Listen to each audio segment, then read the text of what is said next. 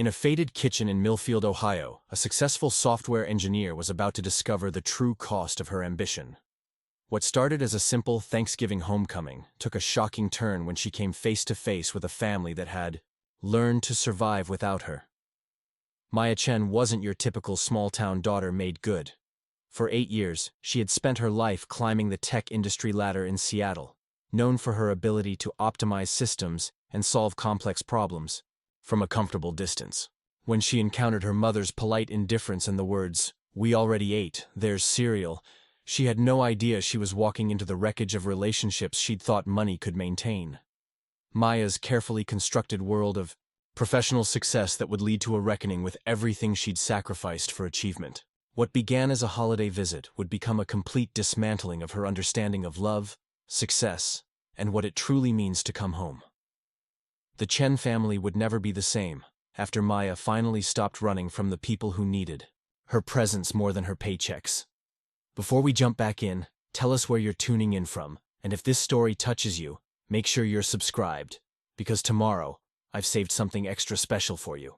Maya Chen settled into her first-class seat, the leather cushioning a stark contrast to the cramped coach flights of her college years. Through the airplane window, Seattle's skyline grew smaller, the tech towers where she'd built her career, becoming distant geometric shapes against the gray November sky.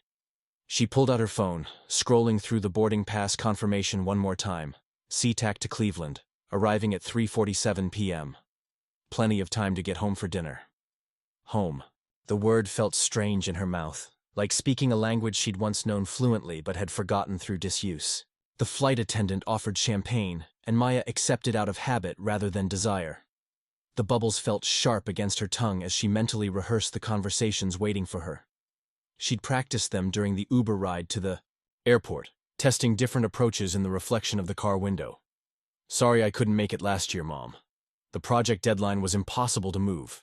Or maybe, "I know it's been too long. Work's been crazy, but I'm here now." Each excuse sounded more hollow than the last. The woman beside her, a grandmother type with knitting needles and yarn, smiled warmly.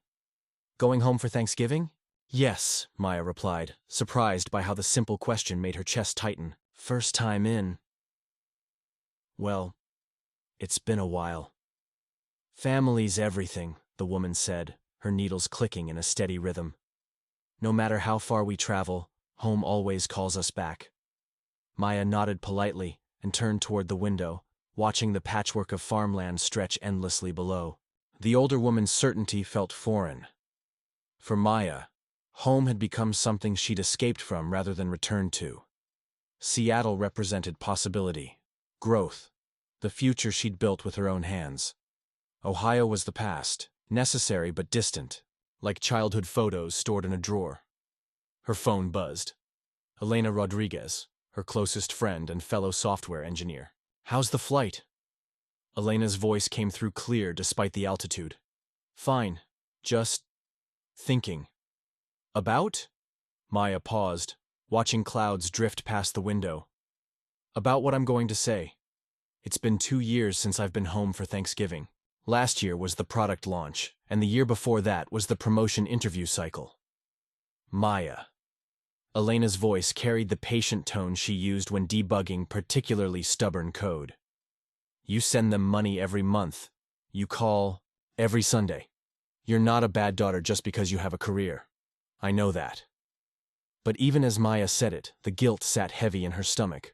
The monthly transfers, always generous, always accompanied by brief texts about hoping things were going well, felt increasingly like payments for absence rather than expressions of love.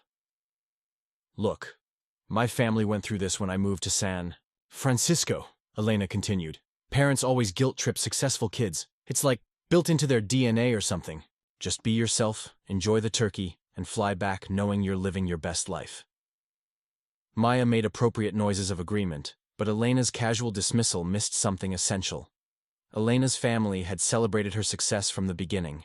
Her parents had thrown a party when she'd gotten her first tech job, bragged to neighbors about her salary, treated her achievements like family victories. Maya's relationship with success felt more complicated. A source of pride shadowed by persistent, inexplicable shame. After hanging up, Maya closed her eyes and let memory transport her backward. Thanksgiving 2019. The last time she'd made it home. Her mother, Linda, had spent 3 days preparing, steaming whole fish with ginger and scallions alongside the traditional turkey, making enough food to feed twice their number. The kitchen had been thick with the scent of star anise and roasting herbs, her mother moving between stove and oven with the practiced efficiency of someone feeding a family on a careful budget. Maya had arrived bearing expensive gifts, a new coffee maker, premium loose-leaf teas, a cashmere scarf she'd thought would look nice on her mother. Linda had accepted them with polite gratitude, but Maya had noticed how her hands lingered on the price tags, how her expression had shifted from pleasure to something more complex. "You don't need to spend so much on us," her mother had said quietly, folding the scarf with careful precision. "I wanted to," Maya had replied, and it had been true. But now, flying over the Midwest, she wondered if wanting to and needing to had become dangerously confused in her mind.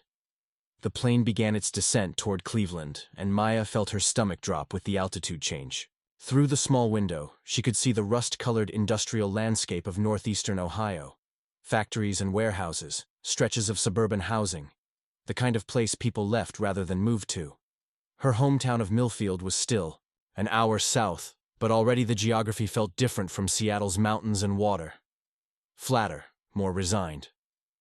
The Uber driver at Cleveland Hopkins was chatty, a middle-aged man who kept up a steady stream of conversation about the weather, the Browns' disappointing season, the way the region had changed since the factories started closing.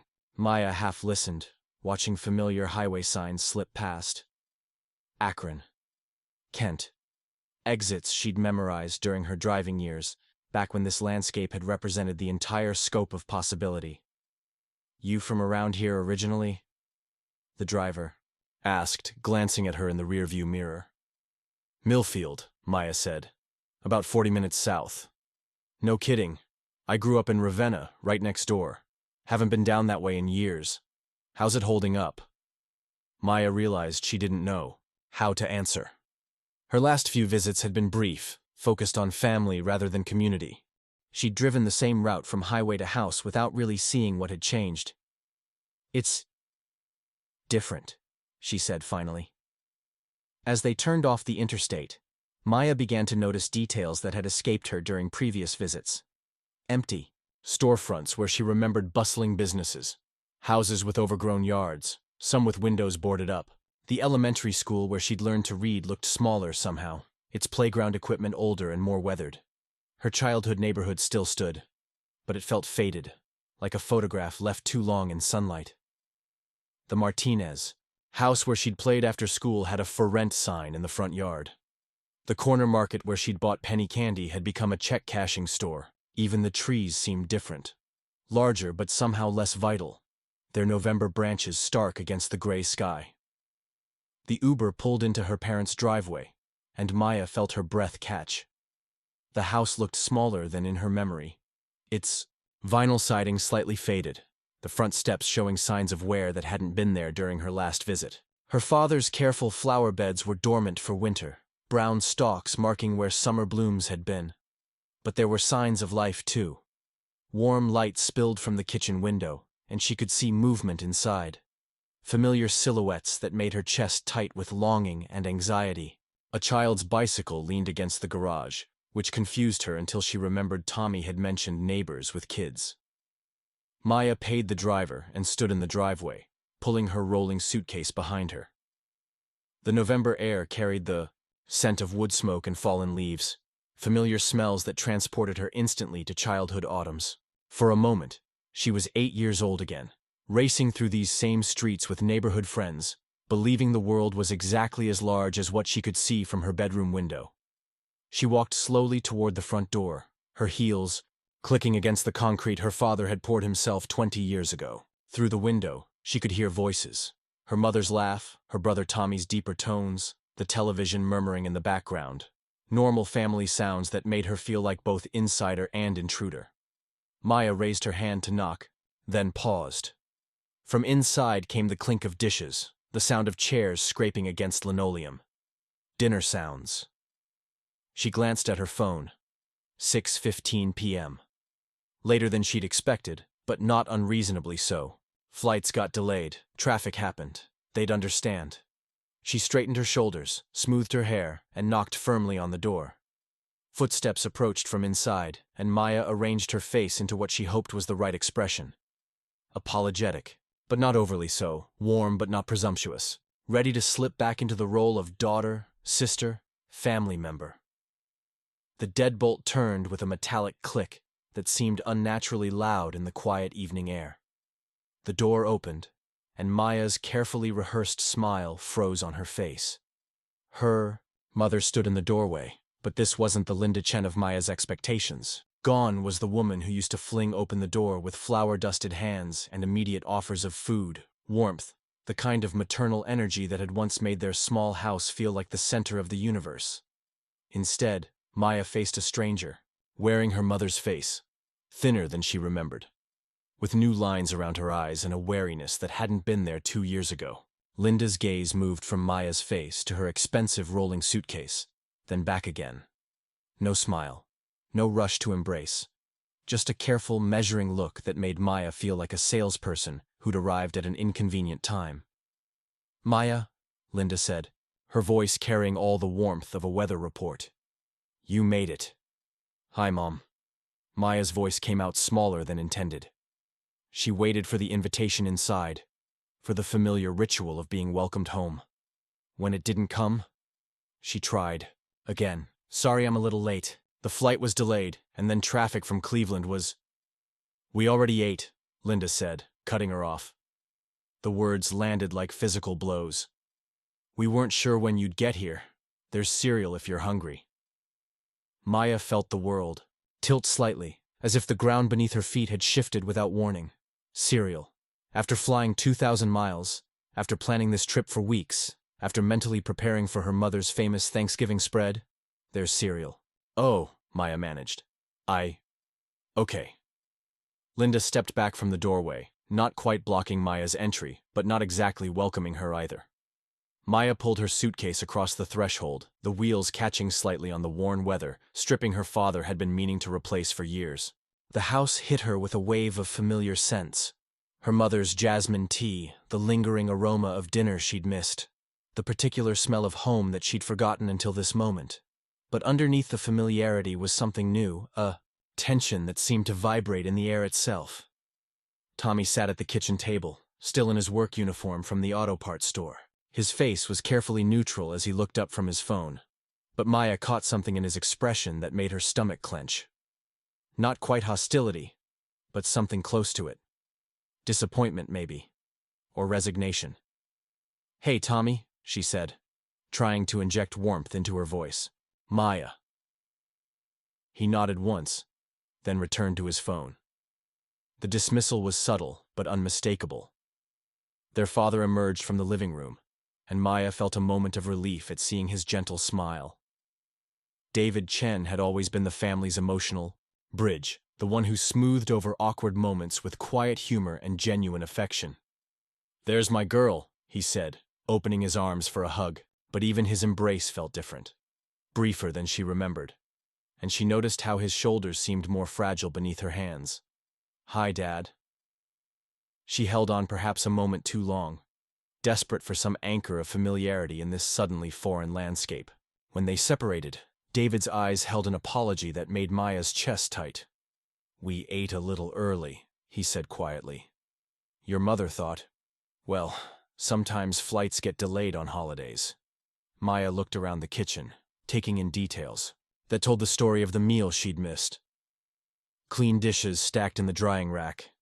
The good plates, the ones with the blue flowers that came out only for special occasions, already washed and put away.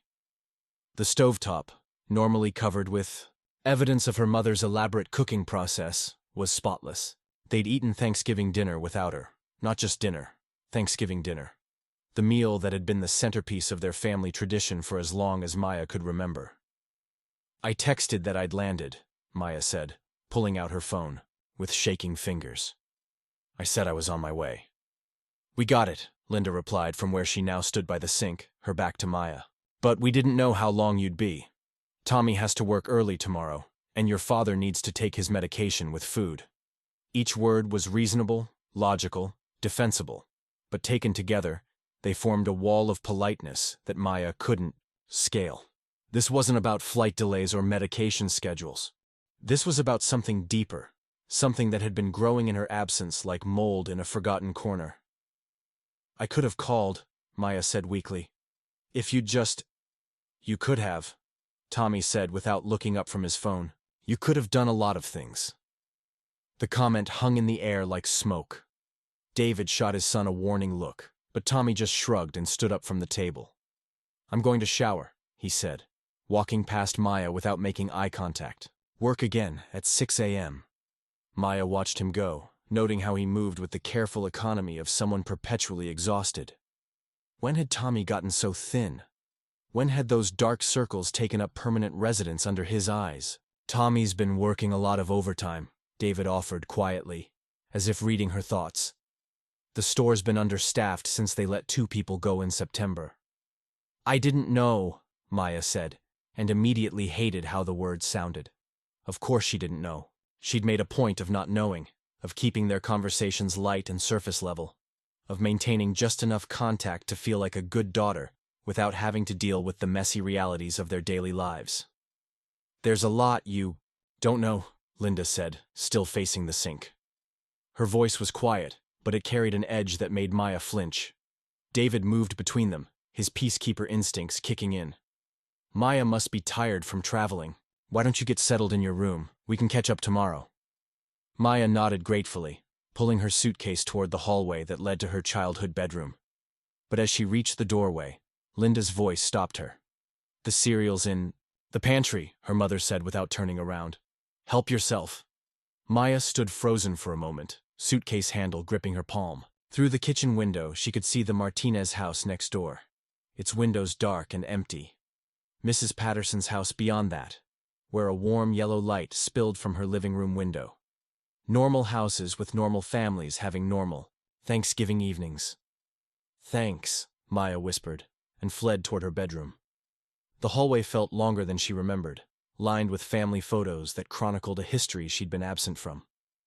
Tommy's community college graduation, where she'd sent flowers but missed the ceremony due to a conference in Austin. Her parents' 30th wedding anniversary celebration, where she'd video called in from a restaurant in San Francisco, her face appearing on David's laptop screen for exactly 12 minutes before claiming she had to go.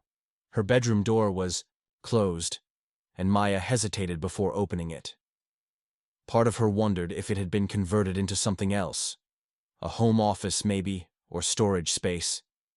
A tangible sign that her place in this house had been reassigned, given over to more practical purposes. But when she turned the handle, she found her room exactly as she'd left it. Exactly. Her twin bed with its faded purple comforter. Her high school desk, still scattered with the kinds of inspirational quotes she'd found meaningful at 17. Her bookshelf, filled with young adult novels and college prep guides. Even her prom photo was still propped against the mirror, showing a version of herself that felt like a stranger. Someone who'd believed the world was full of unlimited possibility, and that family love was as constant as gravity. Maya set her suitcase on the bed and sank into her old desk chair. The house around her was quiet except for the sound of Tommy's shower running and the low murmur of the television from the living room. Normal evening sounds that somehow felt entirely wrong.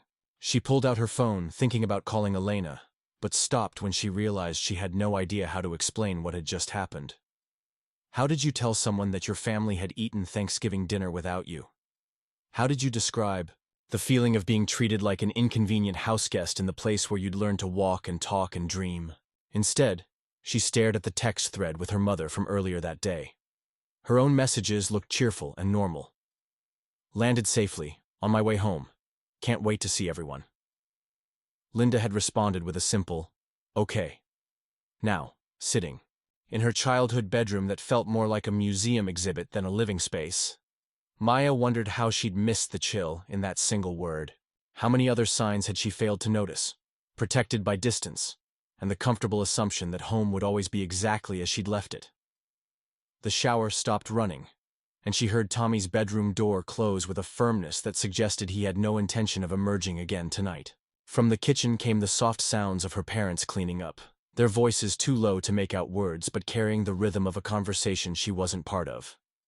Maya sat in the gathering darkness of her preserved childhood, surrounded by the artifacts of a person she'd outgrown, and tried to understand how coming home had become the loneliest thing she'd ever done. Outside her window, Millfield settled into its Thanksgiving evening, and Maya Chen, successful software engineer, rising star, beloved daughter, discovered that there were some distances money couldn't bridge, and some silences that couldn't be filled with good intentions. Maya sat motionless in her desk chair as darkness settled over Millfield, the familiar shadows of her childhood room taking on unfamiliar shapes. The house around her had grown quiet. Her parents' voices from the kitchen had faded to occasional murmurs, punctuated by the soft clink of dishes being put away. Normal sounds of a normal evening, except nothing about this felt normal. She reached over and switched on her old desk lamp, its warm glow illuminating the archaeological layers of her teenage years. A bulletin board still displayed college, acceptance letters from schools she'd ultimately turned down, their enthusiastic language about bright futures and unlimited potential, now feeling like messages from another century. Beside them, faded photos showed versions of herself she barely recognized. Maya at 17, grinning at senior prom. Maya at 16, arms linked with high school friends whose names she struggled to remember. Maya at 15, posed stiffly, with her family at some long-forgotten gathering where everyone looked genuinely happy to be together. When had she stopped looking like she belonged in her own family photos? Maya pulled out her phone, fingers hovering over Elena's contact. She'd called her friend from airports and hotel rooms, from conference halls and late-night offices, sharing triumphs and frustrations with someone who understood the peculiar pressures of their industry. But how did you explain that you'd flown across the country only to discover you were no longer welcome at your own family's table? Elena answered on the second ring, her voice carrying the familiar background hum of her Seattle apartment. How's the heartland treating you? Getting properly stuffed with turkey and maternal guilt? They already ate, Maya said quietly, surprised by how flat her own voice sounded. What do you mean they already ate? Maya stared at a photo of herself at Tommy's high school graduation. Had she really looked that polished and distant even? Then, Thanksgiving dinner. They ate without me. My mom offered me cereal. A pause. That's weird. Did something happen? Like, did you tell them the wrong time or? No. Maya's reflection stared back at her from the dark window, a woman in expensive clothes sitting in a teenager's room. I think they just moved on. Without me. Elena's sigh carried across 2,000 miles. Okay. Look. Families are weird about successful kids.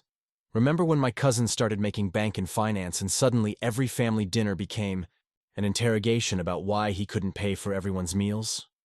They probably feel awkward about your success and are overcompensating by being overly independent. Maya wanted to believe Elena's interpretation, wanted to reduce the evening's strangeness to simple family dynamics that could be explained and managed. But something in her mother's careful politeness, in Tommy's studied indifference, suggested this went deeper than awkwardness about money. Maybe, Maya said, knowing Elena needed her to agree.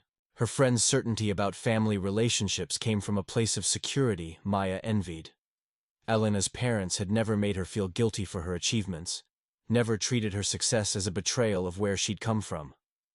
Just give them time to adjust, Elena continued. You show up so rarely that they probably don't know how to act around you anymore. It's like when I visit my grandmother.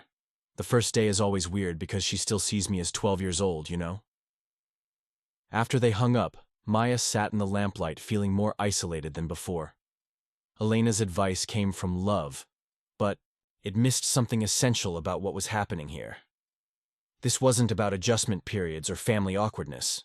This felt like consequences, payment for a debt she hadn't realized she'd been accumulating. Maya stood and began unpacking mechanically, hanging her carefully chosen outfits in the closet beside clothes from high school that still bore the scent of teenage ambition. A blazer from her first internship interview, the dress she'd worn to senior awards night when she'd collected scholarships like trading cards, artifacts from the version of herself who'd believed leaving was the same as succeeding. The house settled around her, pipes creaking and floorboards adjusting to the November cold. Through the thin walls, she could hear her parents getting ready for bed, her father's careful movements as he set out tomorrow's medications, her mother's quiet efficiency as she finished the last of the kitchen cleanup. Domestic rhythms that had continued for years without her witness. Lives that had learned to function around her absence, rather than in anticipation of her presence. Around midnight, Maya's stomach began to remind her that airplane pretzels and champagne didn't constitute dinner. She opened her bedroom door carefully, listening for signs that her parents were still awake. The house was dark, except for the green glow of the microwave clock and the soft red LED of the coffee maker her father had programmed for morning. Maya made her way to the kitchen, stepping carefully around the spots where the floorboards creaked. The pantry door opened with a soft squeak that seemed unnaturally loud in the silence. There, on the shelf at eye level, sat a box of cornflakes. Generic brand, the kind her family had always bought to stretch the grocery budget. Next to it, a box of instant oatmeal and some crackers that looked like they'd been there since her last visit. Cereal. Her mother had actually meant cereal. Maya closed the pantry door and leaned against it, feeling something crack inside her chest. This was what her homecoming had been reduced to. Standing in her family's dark kitchen at midnight, offered the breakfast food of childhood as a substitute for the feast she'd traveled across the country to share. She was reaching for a bowl when footsteps on the stairs made her freeze. Tommy appeared in the kitchen doorway, wearing sweatpants and a t-shirt from his community college that had seen better days. His hair was still damp from his shower, and he looked as surprised to see her as she was to see him. "Couldn't sleep either?" he asked, moving past her toward the refrigerator. "Hungry," Maya said simply, holding up the box of cornflakes like evidence. Tommy pulled out a carton of milk that looked nearly empty and set it on the counter beside her bowl. For a moment, they stood in awkward silence, siblings who'd once shared late-night conversations about everything and nothing, now strangers navigating around each other in their childhood kitchen. "So," Tommy said finally, "how's the tech world treating you?" The question carried an edge that made Maya look up sharply. "It's good. Busy. I got promoted to senior engineer last month." "Congratulations." The word was flat, perfunctory. Tommy opened the refrigerator again and pulled out leftover Chinese takeout, the kind of economical dinner that could stretch across multiple meals. "I'm sure that came with a nice raise." Maya poured milk over her cereal, watching the flakes bob and absorb liquid. "Some, yeah. Enough to keep sending Mom and Dad their monthly allowance?" The words hit like a slap. Maya's spoon stopped halfway to her mouth.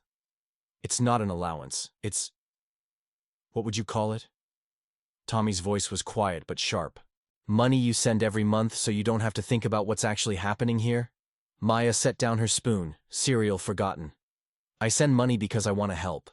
Because I know things have been tight since the factory closed." "The factory closed 3 years ago, Maya." Tommy's exhaustion was evident in every line of his body. "Mom lost her job 2 years ago. Dad's been working security at the hospital for 18 months now. Night shifts that are killing his diabetes management. I've been working 2 jobs since I graduated just to help keep this place afloat. But sure, your monthly check makes everything better." Each fact landed like a physical blow. 3 years, 2 years, 18 months. A timeline of family crisis that Maya had been insulated from by distance and her own careful avoidance of difficult conversations. "I didn't know it was that bad," she whispered. "Because you never asked." Tommy's voice cracked slightly. "You call every Sunday and ask how everyone's doing, and when we say fine, you believe us because it's easier than dealing with the truth." Maya stared at her brother, seeing him clearly for perhaps the first time in years. The thinness she'd noticed earlier wasn't just maturity. It was the kind of weight loss that came from stress and too little sleep. The dark circles under his eyes spoke of someone carrying burdens too heavy for his age. "Tommy, do you know what I was doing when you knocked on the door tonight?" His voice was getting louder. Years of suppressed resentment finally finding voice. "I was filling out job applications for a 3rd job because Dad's medications cost $800 a month and Mom's unemployment ran out 6 weeks ago. Preparing and narrating this story took us a lot of time, so if you are enjoying it, subscribe to our channel. It means a lot to us. Now back to the story." Maya felt the kitchen spinning around her. Why didn't anyone tell me? I could have… What? Sent more money? Tommy laughed, but there was no humor in it. That's your solution to everything, isn't it? Write a check, and call it love. He gestured around the kitchen, taking in the worn linoleum and outdated appliances. You think I wanted to pull you back into this mess? But I could have helped. I could have… Done what? The question was gentle but pointed. Moved. Back. Given up that fancy job to work at the gas station with Tommy? Thrown away everything you'd worked for? Maya stared at him, seeing clearly for the first time the impossible position her success had created. By escaping, she'd become their hope for something better. By thriving, she'd made her own struggles seem insignificant compared to theirs. Her family had protected her from their reality because her distance from it had become part of their identity. The money I send, she said quietly. It's not enough, is it? It helps, her father said diplomatically. But money isn't the only thing we lost when you left. The words hung in the air between them, carrying weight that went beyond financial calculations. Maya thought about all the Sunday phone calls where she'd asked perfunctory questions and accepted abbreviated answers. Both sides collaborating in a fiction that kept the conversation comfortable and brief. I don't know how to come back, Maya whispered. I don't know how to be part of this family anymore. Her father reached across the table and covered her hand with his own. His fingers were rougher than she remembered, marked by years of work that had aged him faster than time alone should have. You start by being here, he said. Really here, not just visiting, not just sending checks and calling on Sundays. But my job. We'll survive a few days without you. He squeezed her hand gently. When's the last time you took a real vacation? When's the last time you stayed anywhere long enough to have a conversation that lasted more than 10 minutes? Maya couldn't answer. Her life had become a series of efficient interactions designed to maximize productivity and minimize emotional complexity. Even her friendships had taken on a transactional quality. Dinner meetings that doubled as networking. Conversations that served multiple purposes. I've forgotten how, she admitted. How to what? How to just be. How to exist without an agenda or a goal or a metric to optimize. Maya looked around the kitchen, seeing it not as a museum of her past, but as a place where people still lived and struggled and made daily choices about how to survive. I think I've forgotten how to be a person instead of a career. Her father studied her face with the kind of attention she'd forgotten anyone paid to her outside of performance reviews. The girl who put those stars on her ceiling, he said. Finally, she knew how to dream without calculating return on investment. Maya felt tears threatening, a luxury she'd trained herself out of years ago. I don't know if she still exists. She does. His voice carried the certainty of someone who'd been watching from a distance, hoping for exactly this conversation. She just got buried under a lot of fancy clothes and important meetings. They sat in comfortable silence as the coffee maker finished its cycle, the familiar sound of home that Maya had forgotten she missed. Outside, Millfield was beginning to wake up. A few early commuters heading to jobs in neighboring towns, the newspaper delivery truck making its rounds to subscribers who still believed in local news. I want to stay, Maya said suddenly. Not just for the weekend. I want to stay and figure out how to help. Really help. Her father's eyebrows rose. What about your job? I have vacation time I've never used. Sick days I've been hoarding like they're going to disappear. Maya felt something loosening in her chest. A knot of tension she'd been carrying so long she'd forgotten it was there. I have a boss who keeps telling me I need better work-life balance. Maybe it's time to listen to him. And then what? You'll stay for a week, get frustrated with how slowly things move here, and fly back to your real life? The question stung because it held truth. Maya had a history of good intentions that faded when confronted with the messy complexity of actual human problems. I don't know, she said honestly. But I know that what I've been doing isn't working. For me or for you guys. Her father poured 2 cups of coffee, adding the precise amount of cream and sugar Maya had preferred as a teenager. The fact that he remembered such a small detail after all these years made her throat tight. Tommy's got interviews for that paramedic program next month, he said quietly. He's been studying for the entrance exam using library books, because he can't afford the prep course. I could… You could help him study. You were always good at explaining complicated things. Her father's interruption was gentle, but firm. Money's not the only thing people need, Maya. Maya wrapped her hands around the warm mug, feeling its heat seep through her palms. I'm scared I've forgotten how to help in ways that actually matter. Then learn again. Her father stood up, checking his watch. Start with breakfast. Your mother's been worried you didn't eat enough dinner. There wasn't any dinner. He paused, and Maya saw understanding dawn on his face. Ah, that explains why she was rattling around the kitchen all evening, muttering about timing and preparation. She made a whole meal and ate it before I got here. She made a whole meal and then convinced herself you wouldn't want to share it with us. Her father's expression softened. Your mother's as scared as you are, Maya.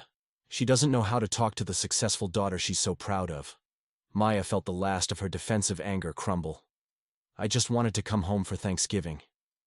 Then help me make breakfast. For your family, her father said, pulling eggs from the refrigerator. And this time, let's make sure everyone eats together. As Maya stood to help, she caught sight of herself in the dark window. A woman in old clothes standing in her childhood kitchen, finally ready to begin the long journey back to herself. Outside, Millfield continued its slow awakening, and Maya Chen began to understand that coming home wasn't about crossing geographical distance. It was about crossing the space between who she'd become and who she'd always been underneath the success and the fear and the careful distance she'd maintained from anything that might require her heart instead of her efficiency. The real work, she realized, was just beginning. By 7 a.m., the kitchen smelled like butter and possibility. Maya stood at the stove, scrambling eggs with a precision that would have made her laugh a week ago. The same methodical attention to detail that served her in code reviews now applied to breakfast preparation.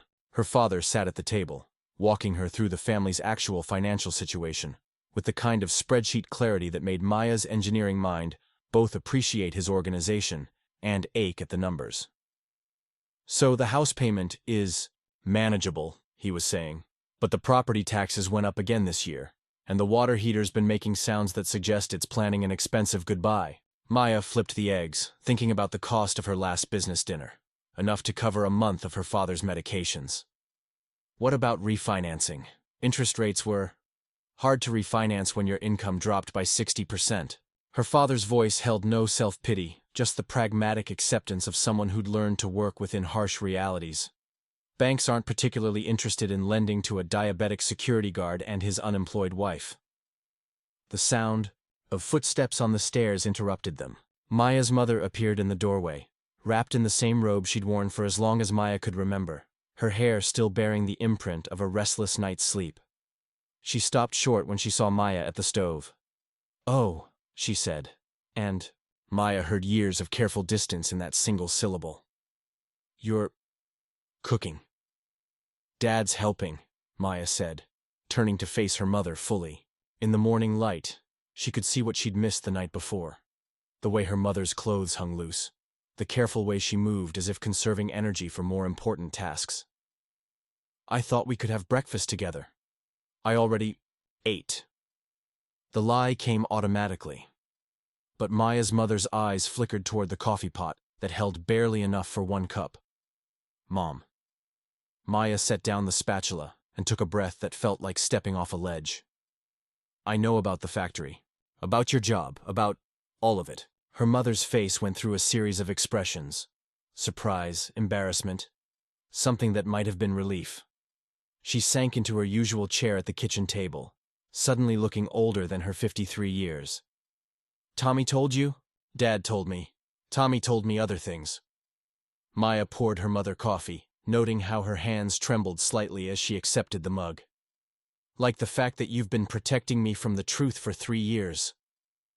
We didn't want you to worry." Her mother's voice was barely above a whisper. "You were doing so well out there, building such a good life." Maya sat down across from her parents, seeing them clearly perhaps for the first time since she'd graduated college. Her father in his security uniform, her mother in her worn robe. Two people who'd spent decades building a stable life that had crumbled while their daughter accumulated accolades and stock options. "I should have been worrying," Maya said. "I should have been asking better questions." What questions? Her mother's tone carried a hint of her old defensiveness. What would you have done? Moved back? Given up everything you worked for? Maybe. Or maybe I could have figured out a way to help that didn't involve pretending none of this was happening. Tommy appeared in the kitchen doorway, drawn by the smell of actual breakfast and the sound of voices that weren't carefully modulated for politeness. He looked between his parents and sister, taking in the scene with the wariness of someone who'd learned to expect disappointment. "Family meeting?" he asked, moving toward the coffee pot. "Family breakfast," Maya corrected, standing to dish eggs onto plates. "The kind where we actually talk to each other." As they gathered around the table, all four of them for the first time in Maya couldn't remember how long, she felt the weight of years of careful conversations and avoided truth settling around them like dust. Someone had to break the pattern, and it occurred to Maya that it might as well be her. "I want to take a leave of absence," she announced, the words coming out in a rush before she could second-guess them. "From work. A real one. Not just a long weekend." Her father paused with his fork halfway to his mouth. "For how long?" "I don't know. A month? 2 months? However long it takes to figure out how to actually help, instead of just sending money and hoping things get better." "Maya, honey," her mother began. "You can't just abandon your career." "I'm not abandoning it. I'm taking time to remember what it's supposed to be supporting." Maya looked around the table at her family's concerned faces.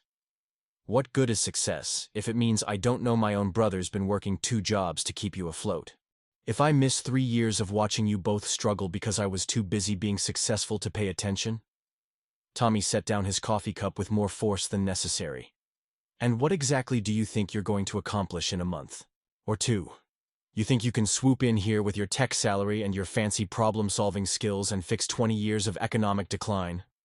The challenge in his voice was familiar, the same edge that had characterized their late-night conversation. But this time, Maya heard something else underneath it. Hope masquerading as skepticism. "No," she said simply. "I think I can be here. I think I can help Dad manage his diabetes properly instead of watching him ration insulin. I think I can help you study for that paramedic exam instead of letting you give up on it because you're too tired from working retail to think straight. And me?" Her mother's voice was quiet, almost tentative. "What do you think you can do for me?" Maya looked at her mother, really looked at her, and saw not the strong, capable woman who'd raised her, but someone who'd been ground down by months of rejection and the particular humiliation of being deemed unemployable at 53. "I think I can help you figure out what comes next," Maya said. "Not what comes next for someone desperate to take any job that will have her, but what comes next for Linda Chen, who managed a department of 12 people for over 2 decades and deserves better than being written off because some algorithm decided she's too old to be valuable." Her mother's eyes filled with tears she'd probably been holding back for months. "I don't even know what I want anymore. I just know I can't keep pretending that everything's fine." "Then let's start there."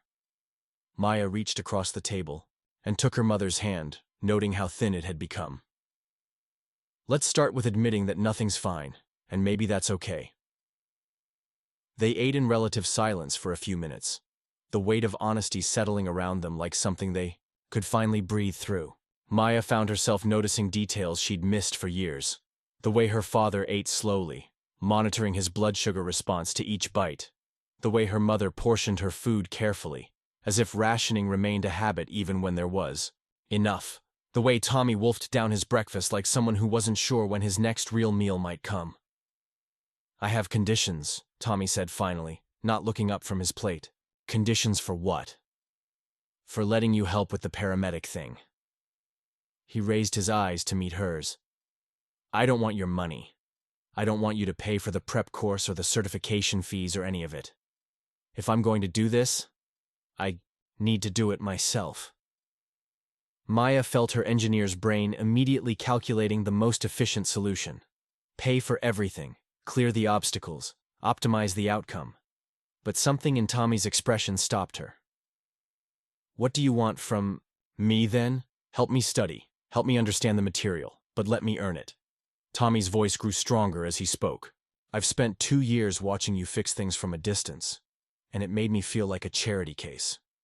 If we're going to do this, if you're really going to be here, then treat me like your brother, not your pet project. Maya nodded slowly, understanding for the first time that her family's pride wasn't an obstacle to overcome, but something to respect. What about you, Dad?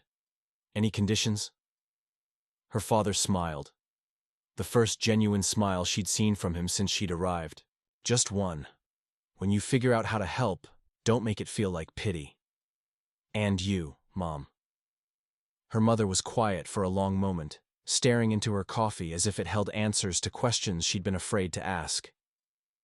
I want to feel useful again, she said finally. I want to remember what it's like to be good at something, to matter in a way that goes beyond keeping the lights on. Maya felt something shift inside her chest, a realignment of priorities that felt both terrifying and inevitable. For years, she'd measured success by her distance from this kitchen, this table, these people who'd shaped her. Now she was beginning to understand that real success might be measured by her ability to find her way back. Okay, she said, pulling out her phone. I'm calling my boss. Right now? Her father glanced at the clock. It's barely 8 a.m. on a Friday after Thanksgiving. Maya was already scrolling through her contacts. David's always telling us we need better work-life balance. Time to find out if he means it. As the phone rang, Maya looked around the table at her family. Really, her family. Not the carefully managed version she'd been visiting for years. They looked tired and worried and fragile in ways that money alone couldn't fix. But they also looked like people worth fighting for, worth staying for, worth the risk of discovering who she might be if she stopped running toward success and started running toward home. The real work, she realized, was just beginning. But for the first time in years, she was ready to begin it. David Kellerman answered on the third ring, his voice carrying the groggy confusion of someone who'd been woken by an unexpected call. Maya, is everything okay? Did something happen with your flight? Maya found herself smiling despite the gravity of the conversation ahead. Her boss's first instinct was concern, rather than annoyance, a reminder of why she'd always respected him despite the long hours and relentless deadlines. I'm fine, David. I'm sorry to call so early, but I need to talk to you about something important. She could hear movement on the other end. David sitting up, probably reaching for the glasses he kept on his nightstand. In the background, she caught the faint sound of his wife asking if everything was all right. What's going on? Maya took a breath, aware that her family was listening to every word. I need to take a leave of absence. Extended leave. Not just a few days. A pause. How extended are we talking about? I'm not sure yet. A month, maybe 2. I know it's not ideal timing with the Q1 launch coming up, but… Maya. David's voice had shifted into his manager mode, careful and probing. Is this a family emergency? Because if it is, we can work with FMLA, get you protected time off. It's more complicated than that. Maya looked across the table at Tommy, who was pretending not to listen while clearly hanging on every word. It's not an emergency exactly, but it is family. And it's something I should have dealt with years ago. David was quiet for a long moment. Maya could picture him in his Seattle bedroom, probably staring out at the same gray November sky she'd left behind yesterday, trying to process this unexpected complication from one of his most reliable engineers. Can you give me more context? Because from a business standpoint, this is challenging. The Rodriguez project needs your architecture review by December 15th, and the client specifically requested you for the January presentation. Maya felt the familiar pull of work obligations, the carefully constructed web of dependencies and expectations that had governed her life for so long. 6 months ago, the thought of disappointing clients and missing deadlines would have sent her into a panic spiral. Now, sitting at her childhood kitchen table with her father's medication schedule spread beside her breakfast plate, those concerns felt abstract, important, but not urgent. I understand the timing isn't great, she said. But David, when's the last time I took more than a long weekend? When's the last time I used my vacation days or sick leave? That's actually a good point. She could hear David moving around, probably making coffee. HR has been on me about your unused PTO. You've got something like 8 weeks banked. More than that if you count the comp time from all the weekend work. Maya watched her. Mother clear breakfast dishes with the careful efficiency of someone who'd learned to stretch every resource. I've been thinking about what you said at my last review, about work-life balance and sustainable career development. I did say that. David's voice carried a note of wry recognition. Though I'll admit, I didn't expect you to take it quite so literally. Maya's father caught her eye and nodded encouragingly. The gesture was small, but it reminded her that she wasn't just making this decision for herself anymore. My family needs me here, she said simply.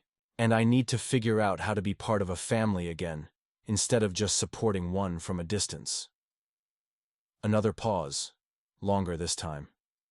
Maya could hear David's coffee maker beeping in the background, the familiar sound of a morning routine that felt like it belonged to someone else's life. Okay, David said finally. Here's what we can do. Take 2 weeks of actual vacation time, not leave, just vacation that you should have been taking all along. That gets us through the immediate deadline crunch. Then we'll reassess based on how things look. And if I need more time, then we'll figure it out. Maya, you're one of our best engineers, but you're also a human being. If you burn out completely, that doesn't help anyone. Maya felt something loosen in her chest, a knot of anxiety she'd been carrying since she'd first opened her mouth to make this request. Thank you, really. Just keep me posted, okay? And Maya? Yeah? Whatever's going on with your family, I hope it works out. After she hung up, Maya sat staring at her phone, processing what she'd just done. 2 weeks guaranteed, with the possibility of more. 2 weeks to figure out how to be a daughter and sister instead of just a successful professional who happened to be related to these people. So? Tommy asked, trying to sound casual.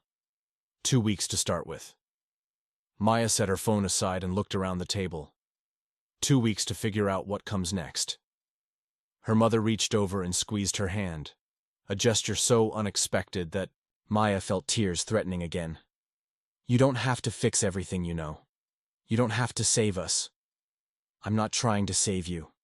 Maya squeezed back, feeling the fragility of her mother's fingers. I'm trying to save me. From becoming someone who only knows how to love people from a distance. The next few hours passed in a blur of logistics and revelations. Maya called her landlord to explain she'd be away longer than planned, arranged for a neighbor to check on her apartment, and rescheduled the dentist appointment she'd been putting off for months. Each call felt like cutting a thread that connected her to her Seattle life, and surprisingly, the sensation was more relief than anxiety. Meanwhile, her family began to unfold the full scope of their situation with the careful precision of people who'd been carrying secrets too long. Tommy showed her his paramedic program materials, study guides checked out from the library, practice tests printed at work when no one was looking, flashcards made from index cards he'd bought with spare change. The dedication was evident in every worn page and highlighted section. Her father walked her through his medication schedule with the matter-of-fact tone of someone who'd learned to manage a chronic condition without adequate resources. The insulin rationing that Maya had suspected was real. Not dramatic, but subtle, stretching supplies to avoid the choice between medication and groceries. Her mother's job search materials were the most heartbreaking. Printed resumes on cheap paper, careful cover letters tailored to positions that would pay half what she'd made before. Interview clothes hanging in the closet like costumes for a role she no longer knew how to play. The worst part isn't the rejection, her mother said, sitting on her bed while Maya looked through the stack of applications. It's the way they look at me when I walk in, like they've already decided I'm too old, too desperate, not worth their time. Maya sat beside her mother on the bed where she'd recovered from childhood illnesses and teenage heartbreaks, where her mother had read her stories and helped her with homework and listened to her dreams of escape. Now those dreams felt less like liberation and more like abandonment. What kind of work do you actually want to do? Maya asked. Not what you think you can get, but what would make you feel useful again. Her mother was quiet for a long moment, staring at hands that had spent decades managing people and processes, solving problems that mattered to real families in a real community. I keep thinking about Mrs. Patterson next door, she said finally.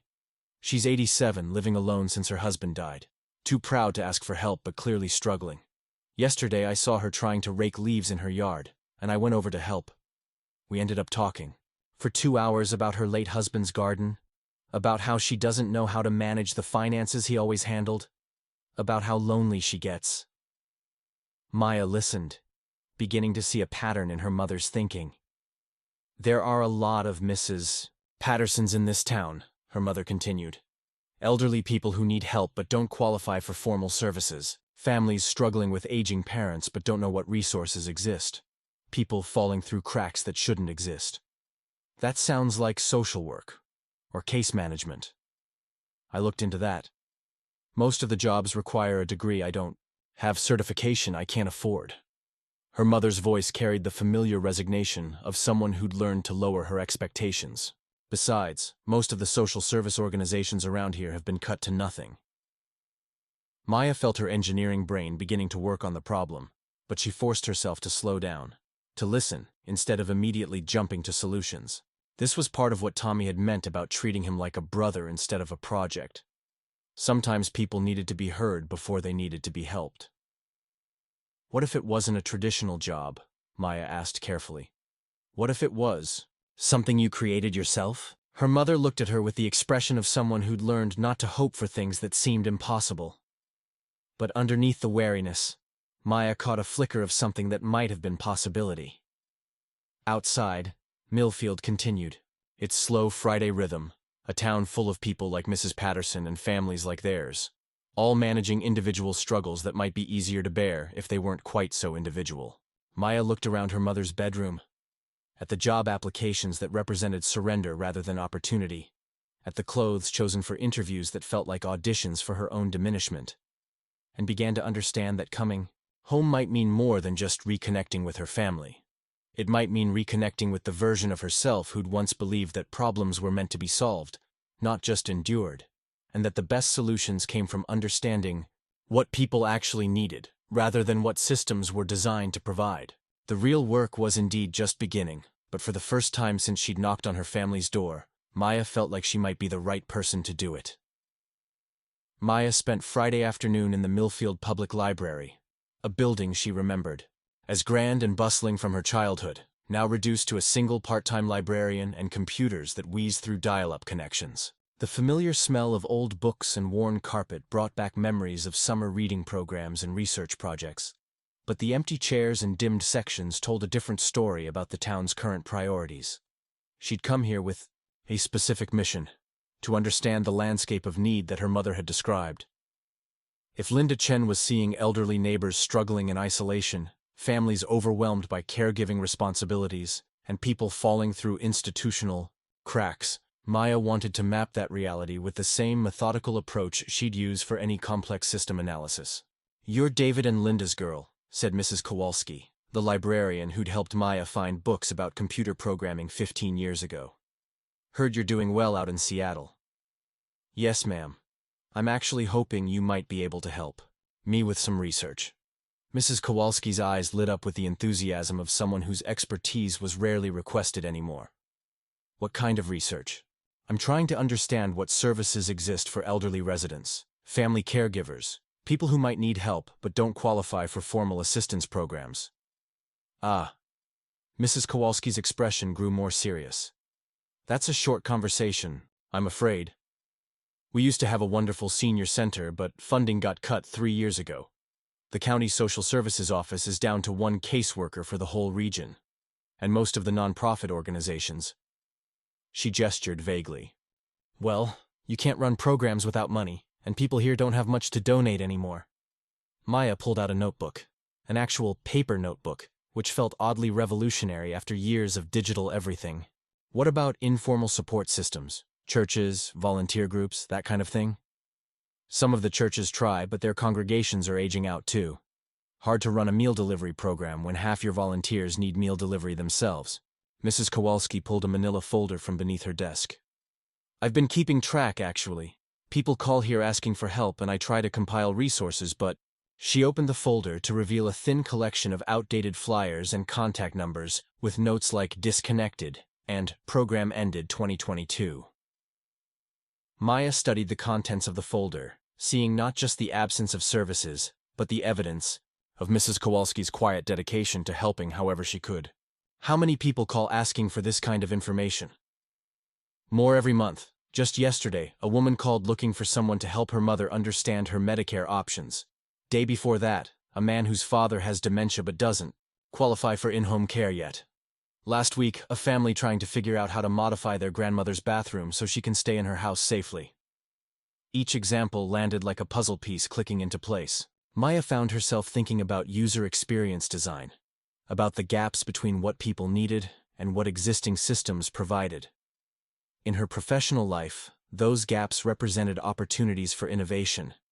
Here, they represented suffering that was both unnecessary and invisible. Mrs. Kowalski, what would you think about the library hosting some kind of resource fair? Bringing together what services do exist, maybe connecting people who have similar challenges? The librarian's face brightened with possibility. We used to do community events. Nothing recently, but the meeting room still works, and I bet people would come if they thought it might actually help. Maya made notes, her mind already spinning with logistics and possibilities. But as she walked home through neighborhoods she'd once known intimately, she forced herself to slow down, to observe, rather than immediately plan. This was another piece of what Tommy had meant about treating problems like human experiences, rather than optimization challenges. The November light was fading as Maya turned onto her street, and she noticed details that prosperity and distance had trained her to overlook. The Hendersons' house had a wheelchair ramp that looked homemade and precarious. The Olsons' driveway was covered with leaves that clearly hadn't been raked, because Mrs. Olson, who must be well into her 80s now, was trying to manage alone. 2 houses down, she could see someone who might have been her childhood friend. Sarah's mother hanging laundry on a line despite the cold, probably because the dryer had broken and replacement wasn't in the budget. Maya stood at the end of her parents' driveway, seeing her neighborhood not as the place she'd escaped from, but as a community full of people who'd been making do, getting by, and quietly struggling while she'd been accumulating professional achievements in a city 2,000 miles away. Her phone buzzed with a text from Elena. "How's the family reunion going? Ready to come back to civilization yet?" Maya stared at the message, struck by her friend's casual dismissal of this place as somehow less than civilized. 6 months ago, Maya might have responded with agreement, shared jokes about small-town limitations and the cultural sophistication of urban life. Now the comment felt like an accusation of betrayal, not just of her family, but of the part of herself that had grown up believing community meant knowing your neighbors' names and helping when help was needed. Instead of responding immediately, Maya pocketed her phone and went inside, where she found her family gathered in the living room for what appeared to be an impromptu planning session. "We've been talking," her father said, gesturing for Maya to join them on the couch that had anchored their family conversations for as long as she could remember. "About practical next steps." Tommy looked up from a notebook covered with his careful handwriting. "I've been researching the paramedic program requirements. The entrance exam is in 6 weeks, but there's a prep session next Tuesday if I can figure out transportation to the regional campus." "I can drive you," Maya said automatically, then caught herself. "I mean, if you want me to, if that would be helpful."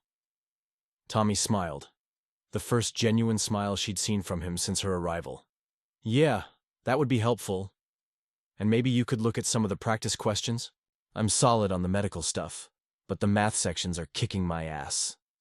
"Tommy," their mother warned half-heartedly.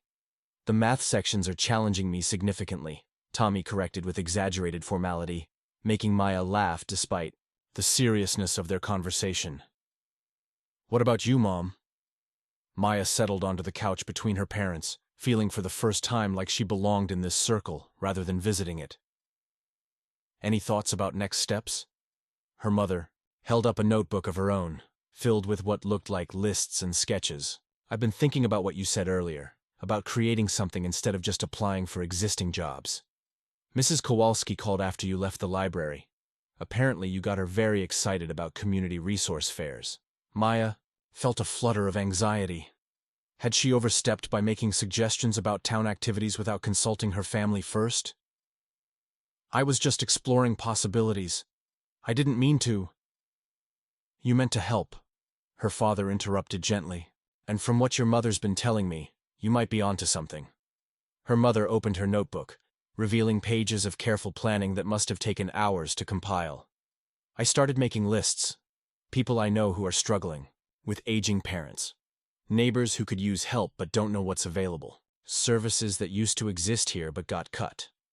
Organizations in other towns that are doing innovative things. Maya leaned forward to study her mother's work, recognizing the systematic approach that had made Linda Chen such an effective department manager. This wasn't wishful thinking.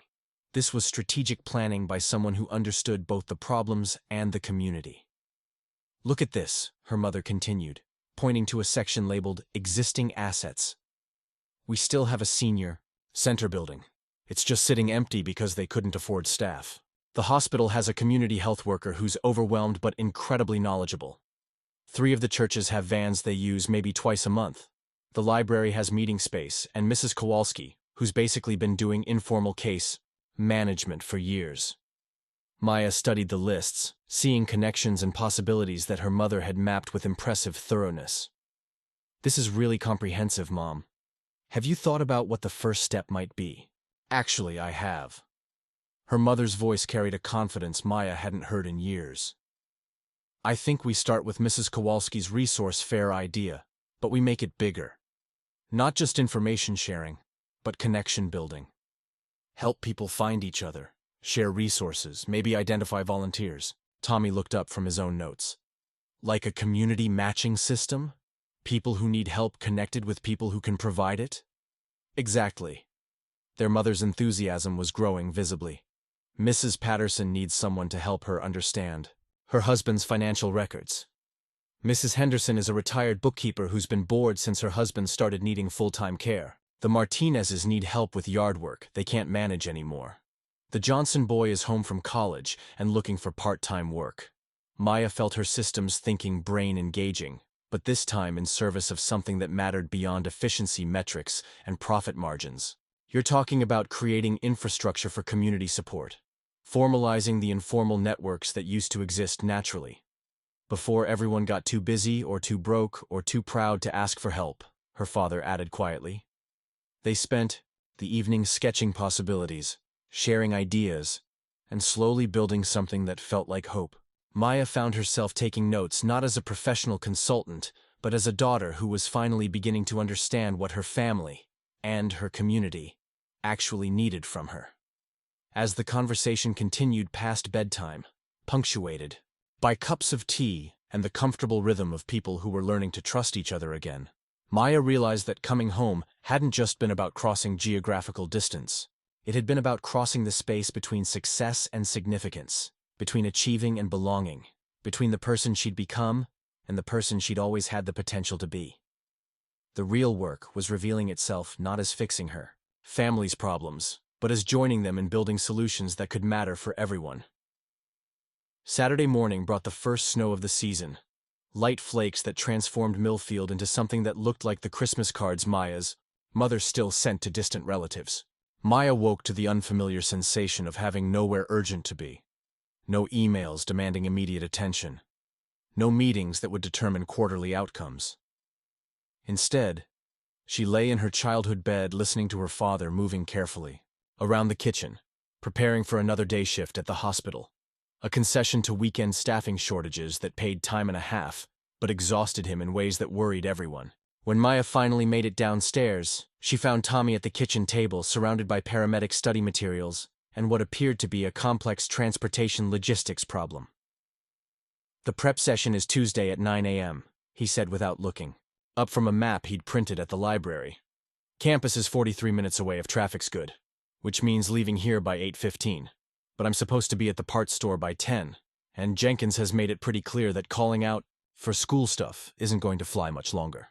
Maya poured coffee and studied the problem with the same analytical attention she'd once applied to server architecture. What if you didn't have to choose between the prep session and work? What do you mean? I mean, what if there was another way to handle this? Maya sat down across from Tommy, noting how his study materials were organized with military precision, despite being borrowed, photocopied, and held together with determination rather than resources. What if you called in sick Tuesday morning? Tommy's head snapped up. I can't afford to get fired, Maya. You can't afford not to take that prep session. Maya kept her voice level, drawing on years of experience presenting logical arguments to skeptical stakeholders. How many sick days do you have accrued? I don't know. A few, maybe? And how many times have you actually called in sick this year? Tommy considered this, probably realizing that his attendance record was spotless despite working 2 jobs and studying for a career change. Never. So one sick day, used strategically to invest in your future, isn't going to destroy your employment prospects. Maya pulled out her phone and showed him something she'd been researching since their conversation the night before. Besides, I looked up the prep course online. There's a makeup session the following Saturday for people who miss the weekday version. You want me to lie to my boss?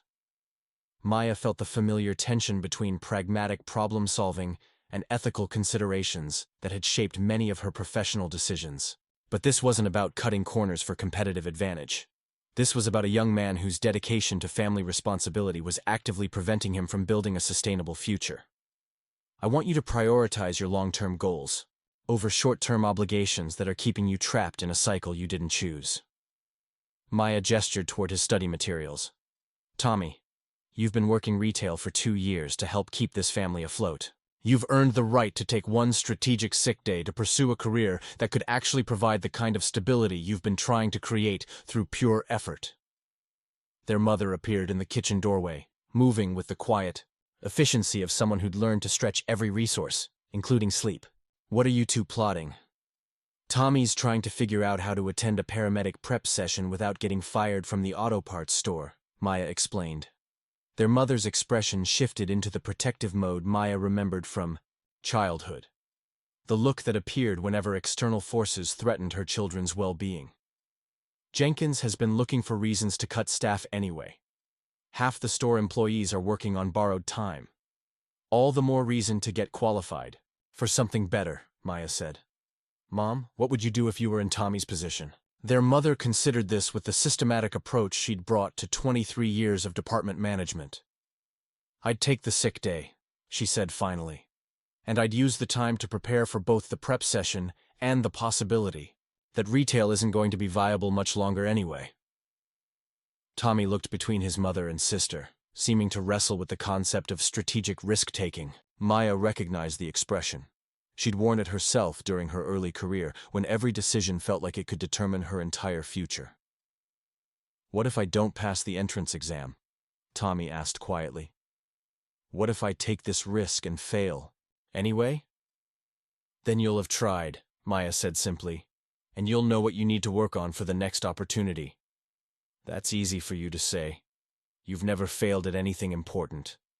Maya felt the comment like a physical blow, not because it was cruel, but because it revealed how completely she'd managed to hide her struggles from her family. They saw her success, but not the imposter syndrome that plagued her during every performance review, the anxiety attacks that preceded major presentations, the careful image management that made every professional interaction feel like a performance. I fail at things all the time, Maya said, surprising herself with the admission. I just don't fail at things you can measure with salary figures and job titles. Tommy's eyebrows rose. Like what? Like being a sister who knows when her brother is working 2 jobs to support their parents. Like being a daughter who notices when her mother's been unemployed for months. Like being a human being who maintains relationships that aren't based on professional utility. The kitchen fell quiet except for the soft sound of snow tapping against the windows. Maya realized she'd just articulated something she'd been avoiding for years. The recognition that her professional success had come at the cost of almost everything else that made life meaningful. I'm good at optimizing systems and solving technical problems, Maya continued. But I'm terrible at the kind of problems that actually matter. Like how to love people in ways they can feel, instead of ways that look good on paper. Their mother moved to the stove, beginning the breakfast preparations that had anchored their family's morning routine for decades. Love looks different depending on what people need, she said quietly. Sometimes it's money when the bills are overdue. Sometimes it's presence when everything feels overwhelming. And sometimes, Tommy added, his voice lighter than it had been in days, it's a sister who helps you figure out how to game the system just enough to build a better future. Maya smiled, feeling something shift in the dynamic between them. So you'll take the sick day? I'll take the sick day. Tommy began gathering his study materials with renewed energy. But I want to earn this, Maya. I want the prep session, and the exam and the certification to be mine, not something you made happen for me. Deal. But Tommy? Yeah? When you become a paramedic and start helping people in actual emergencies, remember that sometimes accepting help is its own kind of courage. The morning progressed with the easy rhythm of people who were learning to collaborate, rather than simply coexist. Maya found herself taking on small household tasks, loading the dishwasher, folding laundry, the kind of domestic maintenance that had felt beneath her notice during her flying visits, but now seemed like natural expressions of belonging. Around noon, Mrs. Kowalski called with news that had their mother practically vibrating with excitement. "She's talked to Pastor Williams at First Methodist and Father Rodriguez at St. Catherine's," their mother reported after hanging up the phone. "Both churches are interested in the resource fair idea, and the hospital administrator wants to meet with us next week." "Us?" Maya asked. "Well, me, but I was hoping you'd come along." Their mother's voice carried a note of uncertainty that suggested this collaboration was as new for her as it was for Maya. "You're good at presentations, and well, I haven't had to pitch ideas to administrators in a while." Maya felt the familiar pull of professional competence, the satisfaction of being needed for skills she'd spent years developing. But underneath that satisfaction was something newer and more important, the recognition that her mother was inviting her into partnership rather than simply accepting help. "I'd love to come with you," Maya said. "But it's your idea, your project. I'm just backup technical support." Their mother smiled, and Maya saw glimpses of the confident department manager who'd once coordinated complex operations and managed difficult personalities with quiet authority. "I keep forgetting how much I used to enjoy building things from scratch." "What kinds of things?" "Systems that worked, programs that helped people, solutions to problems that everyone else said were impossible." Their mother's voice grew stronger as she spoke. "I spent 23 years making that factory department more efficient, safer, more humane. I was good at it." Maya studied her mother's face, seeing someone who'd been diminished by unemployment and rejection, but was beginning to remember her own capabilities. "You still are good at it. You just need a different venue." As the afternoon snow continued to fall, Maya found herself thinking about venues, the spaces where people's talents could flourish, where community needs could be met, where individual struggles could become collective solutions. She thought about her mother's systematic approach to mapping community assets, Tommy's dedication to studying for a future he was willing to risk everything to pursue, her father's quiet persistence in managing a chronic condition while working jobs that exhausted him. These were people worth building something for, worth staying for, worth the risk of discovering who she might become if she stopped running toward external validation and started running toward the kind of life that could matter beyond performance metrics. The real work was revealing itself not as a temporary intervention, but as a fundamental recalibration of what success could mean when it was measured by connection rather than achievement, by contribution rather than accumulation, by the depth of roots rather than the height of trajectory. Maya Chen, successful software engineer, was beginning to understand that the most important system she'd ever need to debug was the one that had disconnected her from everything that made success worth pursuing in the first place. Sunday arrived, with the kind of crystalline winter morning that made Millfield look like a postcard. All snow-dusted rooftops and smoke curling from chimneys. Maya woke before her alarm, disoriented by the absence of traffic noise and the presence of actual silence. Something she'd forgotten existed after years of Seattle's urban hum. Through her bedroom window, she could see Mrs. Patterson next door, attempting to clear snow from her walkway with movements that suggested the task was beyond her physical capabilities. Maya dressed quickly and slipped outside before fully processing the decision. The cold hit her like a reminder of winter childhood spent building snow forts and sliding down the gentle slope behind the elementary school. Mrs. Patterson looked up as Maya approached, her face cycling through surprise, recognition, and something that might have been relief. "Maya Chen," the elderly woman said, leaning heavily on her snow shovel. "I heard you were visiting, though I suppose you're not used to this kind of weather out there in Seattle." "Actually, it snows there too," Maya said, taking the shovel, with the kind of gentle firmness she'd learned from watching her mother navigate delicate social situations. "Just not quite like this. Why don't you go inside and warm up? I'll finish this." Oh, I couldn't ask you to. You're not asking. I'm offering. Maya began clearing the walkway with efficient strokes, muscle memory from teenage winters, kicking in despite years of gym-based exercise that bore no resemblance to actual useful work. Besides, Mom mentioned you might have some questions about financial paperwork. I'm pretty good with complicated documents. Mrs. Patterson's resistance crumbled with visible relief. Your mother is such a blessing. She's been helping me understand Harold's investment statements since he passed. I'm afraid he handled all of that, and the language might as well be Greek to me. 20 minutes later, Maya found herself sitting in Mrs. Patterson's living room, surrounded by the accumulated financial detritus of a 50-year marriage. Bank statements, insurance policies, investment accounts, and pension documents covered every surface like evidence of a life lived with careful attention to security that had somehow become incomprehensible in its complexity. Harold always said he was protecting me by handling the money matters, Mrs. Patterson explained, pouring coffee from a pot that had clearly been made hours ago in anticipation of company that might not come. But now I don't know what any of this means, and the bank people talk so fast, like they assume I should understand. Maya studied the documents with the systematic approach she'd use for any complex data analysis, but found herself thinking about user experience design in entirely new terms. These weren't just financial instruments, they were the foundation of an elderly woman's security, written in language designed to protect institutions rather than inform consumers. Mrs. Patterson, what are your main concerns? What keeps you up at night worrying? Whether I'll have enough money to stay in this house, whether I'll be a burden on my children, whether I'm making mistakes that can't be fixed. Mrs. Patterson's hands trembled slightly as she gestured toward the papers. Harold used to handle all of this, and I trusted him completely. But now I feel so helpless. Maya spent the next hour translating financial complexity into plain language, explaining the difference between Harold's pension benefits and Social Security, helping Mrs. Patterson understand which accounts generated income and which were emergency reserves. But as she worked, she found herself thinking about her mother's community resource mapping, about the gap between individual struggles and available support. Mrs. Patterson, how many of your neighbors are dealing with similar questions? Oh, most of us, I'd imagine. The Hendersons are overwhelmed with managing their son's special needs trust. The Olsons are trying to figure out Medicare supplement insurance. Mrs. Martinez is caring for her mother who has dementia and doesn't understand any of the benefits she might be eligible for.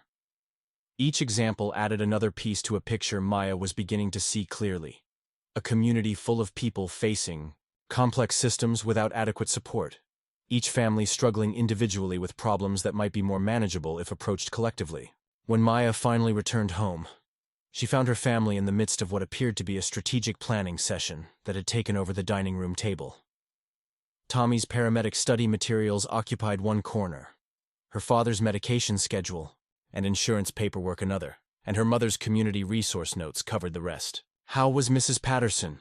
Her mother asked, looking up from what appeared to be a detailed timeline of next week's activities. Overwhelmed by financial paperwork she can't understand, worried about making irreversible mistakes, grateful for help but embarrassed to need it. Maya pulled out a chair and joined the family meeting. Also, probably representative of most of your neighbors over 65. That's what I was thinking too. Her mother pointed to a section of her notes labeled Common Needs. Financial literacy, Medicare navigation, estate planning basics, understanding social services eligibility. The same questions keep coming up. Tommy looked up from his practice exam. Sounds like you need workshops, not just a resource fair. Maya felt her systems thinking brain engaging, but this time in service of community building rather than profit optimization. What if the resource fair was just the beginning? What if it was the launch event for ongoing programming? Programming like what? Her father asked, setting aside the insurance documents he'd been reviewing. Like financial literacy workshops led by volunteers, with actual expertise. Medicare education sessions run by people who understand the system. Support groups for family caregivers. Intergenerational programs that connect isolated seniors with young people who need part-time work or volunteer experience. Maya's excitement was building as she spoke, fed by the recognition that this wasn't just about addressing individual problems, but about rebuilding community infrastructure that had been eroded by economic pressure and social isolation. Your Talking about creating what used to exist naturally, her mother said slowly. When people lived in the same place for generations, when extended families stayed close, when neighbors actually knew each other. Exactly. But instead of hoping those connections will reform spontaneously, we intentionally create structures that make them possible. Maya reached for her mother's notebook, adding ideas as fast as they occurred to her. Mrs. Patterson needs financial guidance. Tommy needs study support. Dad needs help managing a chronic condition while working exhausting shifts. None of those are individual problems. They're community problems that require community solutions. Her father leaned back in his chair, a slow smile spreading across his face. You know what you're describing? What? The kind of mutual aid networks that used to be organized by churches and labor unions, before everything got privatized or professionalized or regulated out of existence. Tommy set down his practice test and focused on the conversation with new attention. Like, people helping people because they're people, not because it's someone's job? Right. Professional services are important, but they can't replace community connections. Maya found herself thinking about her Seattle life, about how she'd outsourced almost every form of support to paid services, meal delivery instead of shared dinners, house cleaning services instead of neighborly help, professional networking instead of actual friendship. What if instead of trying to recreate professional services that this community can't afford, we focused on rebuilding the informal networks that made professional services less necessary? Her mother was making notes as fast as Maya was talking, but she paused to look up with an expression Maya couldn't quite read. You're talking about staying longer than 2 weeks, aren't you? The question hung in the air like snow waiting to fall. Maya realized that somewhere in the last hour, her thinking had shifted from short-term intervention to long-term commitment, from helping her family to joining her community, from visiting home to actually coming home. I think I might be, Maya said quietly, if that's something you'd want. If there's a place for me in what you're building. Tommy grinned, the first completely unguarded expression she'd seen from him since her arrival. Maya, you just spent an hour explaining how to create the kind of community where your skills could actually matter instead of just generating profit for some tech company. Of course there's a place for you. Her father reached across the table and squeezed her hand. The question isn't whether there's a place for you. The question is whether you're ready to stay long enough to figure out what that place looks like. Maya looked around the dining room table at her family, really looked at them, not as people she was obligated to help or problems she was equipped to solve, but as partners in building something that could matter for everyone. Outside, Millfield continued its Sunday afternoon rhythm under its blanket of snow, a community full of people who needed what she was learning to offer. Not just technical expertise or financial resources, but presence, commitment, and the patient work of rebuilding connections that created resilience. The real work was revealing itself as exactly what she'd been searching for without knowing it.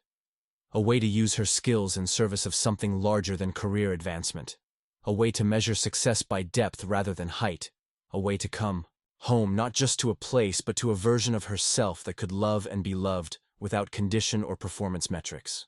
For the first time since she'd stepped off the plane in Cleveland, Maya Chen felt like she was exactly where she was supposed to be, doing exactly what she was meant to do, with exactly the people who made that work matter. Monday morning brought the kind of practical logistics that transform abstract plans into concrete reality. Maya sat at the kitchen table with her laptop, the first time she'd opened it since arriving, drafting an email to David that felt like crossing a bridge she couldn't uncross. David, she typed, then deleted it and started again. Hi, David, seemed too casual for what she was about to propose. She settled on something in between and began the most important professional communication of her career. David. I know, I said 2 weeks, but I need to be honest about what's happening here. This isn't just a family visit anymore. I've discovered that my skills could make a real difference in my home community, and I've also discovered that I need to be part of something that matters beyond quarterly earnings. I'd like to request extended unpaid leave, potentially 6 months to a year. I know this creates complications for the team, but I also know that you've been advocating for more meaningful work-life integration across the company. This is what that looks like for me. I'm not abandoning my career, but I am redefining what success means. I'd like to discuss the possibility of remote consulting work for specific projects, if that's something you'd consider. Maya. She stared at the email for 10 minutes before hitting send, then immediately felt like she might throw up. In the span of 5 days, she'd gone from a high-performing engineer with a predictable trajectory to someone requesting a leave of absence to pursue community organizing in a Rust Belt town. The decision felt simultaneously inevitable and insane. Her phone rang before she could fully process what she'd just done. Elena's name appeared on the screen, and Maya realized she'd been avoiding her best friend's calls since Friday. "Okay, what's really going on?" Elena said without preamble. "You've been radio silent for 3 days, which either means your family has murdered you or you're having some kind of breakdown." Maya looked around the kitchen where her family was preparing for their respective days. Tommy reviewing flashcards before his shift, her mother making calls about hospital administrator meetings, her father carefully organizing medications before another night shift. None of it looked like breakdown. It looked like life. "I'm thinking about staying," Maya said simply. "Staying for what? Another week?" "Staying, like moving back. Taking a leave of absence to work on community development projects with my mom." The silence on the other end of the call stretched long enough that Maya wondered if they'd been disconnected. When Elena finally spoke, her voice carried the careful tone people use when they suspect someone has lost their mind. "Maya, you have a career, a good career. You have an apartment, a life, friends. You can't just abandon all of that to play social worker in your hometown." "I'm not playing anything." Maya felt defensive in a way that surprised her. "This is real work that could help real people. My mother has identified genuine community needs that align perfectly with my technical skills." "Community needs," Elena repeated flatly. "Maya, you're a software engineer. You optimize databases and design user interfaces. You don't fix small towns." Maya found herself thinking about Mrs. Patterson's financial paperwork, about Tommy's careful organization of borrowed study materials, about her mother's systematic mapping of community assets. All of it represented systems problems that required exactly the kind of analytical thinking she'd been applying to corporate challenges for years. "What if fixing small towns is exactly what software engineering skills are for?" Maya asked. "What if the real optimization challenge isn't making companies more profitable, but making communities more resilient?" "Oh my God," Elena's voice shifted into full alarm mode. "You're having some kind of quarter-life crisis triggered by family guilt. This is exactly what happens when successful people spend too much time around people who make them feel bad about their success." The accusation stung because it contained just enough truth to feel like a personal attack. Maya had felt guilty about her success, had struggled with the disconnect between her achievements and her family's struggles. But reducing her decision to psychological dysfunction missed something essential. "Elena, when's the last time you felt like your work actually mattered? Not just to your career or your bank account, but to actual human beings who were better off because you existed?" "That's not the point of work, Maya. Work is how we fund the lives we want to live. Meaning comes from relationships, hobbies, travel, experiences. You don't find purpose by throwing away everything you've built." Maya realized they were speaking different languages about fundamental questions she'd never thought to examine. For Elena, work was instrumental, a means to an end that enabled the life she actually wanted. For Maya, work had become life itself, which meant its meaninglessness had infected everything else. "What if the life I thought I wanted was actually just the life I thought I was supposed to want?" Maya asked quietly. After they hung up, Elena promising to talk sense into her once Maya had recovered from whatever this is. Maya sat staring at her laptop screen, feeling more isolated than she had since arriving home. Elena's reaction forced her to confront the possibility that she was making a mistake, that she was abandoning rational career planning for emotional decision-making triggered by family dynamics.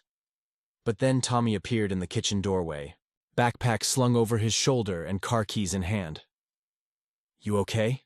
he asked, noting what must have been a visible expression of uncertainty on her face. "Just questioning every major life decision I've ever made," Maya said lightly.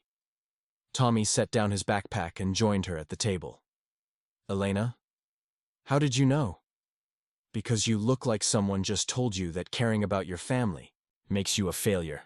Tommy's expression was serious despite his casual tone.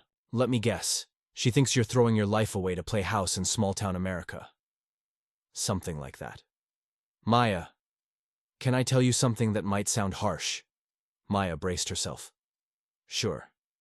Elena's a good friend, but she doesn't know anything about the life you grew up with or the people you come from.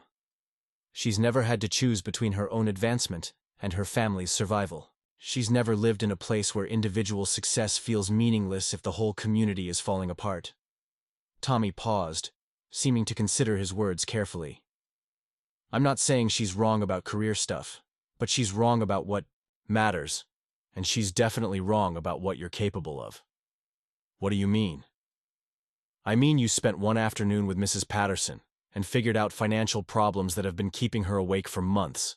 You spent one evening with Mom's community notes and designed a framework for addressing systemic issues that no one else even recognized as solvable. Tommy shouldered his backpack again, preparing to leave for work. Elena sees you abandoning your career. I see you finally finding work that's worthy of who you actually are. After Tommy left, Maya opened her laptop again and began researching something that had been nagging at her since her conversation with Mrs. Kowalski at the library. What did successful community development actually look like in similar towns? What models existed for the kind of work she was contemplating? 3 hours later, she'd compiled a list of case studies that both inspired and intimidated her. Towns that had revitalized through cooperative businesses. Communities that had created innovative aging-in-place programs. Rural areas that had leveraged technology to connect isolated residents and coordinate resource sharing. The common thread wasn't charismatic leadership or massive external funding. It was sustained, patient work by people who understood both community needs and systems thinking, who could bridge the gap between individual struggles and collective solutions. Maya was deep in research when her phone rang with a call from David. I got your email, he said, his voice carrying the careful neutrality of a manager processing unexpected information. Are you sure about this? Honestly? No. But I'm sure that I need to find out. David was quiet for a moment. Can you help me understand what you're actually proposing? Because community development could mean anything from running for city council to starting a nonprofit to becoming a small-town social worker. Maya found herself articulating ideas that had been forming unconsciously over the past few days. I'm talking about applying technology and systems analysis to community resilience, using data to identify resource gaps and connection opportunities, building digital platforms that facilitate mutual aid and skill sharing. Up next, you've got 2 more standout stories right on your screen. If this one hit the mark, you won't want to pass these up. Just click and check them out. And don't forget to subscribe and turn on the notification bell so you don't miss any upload from us!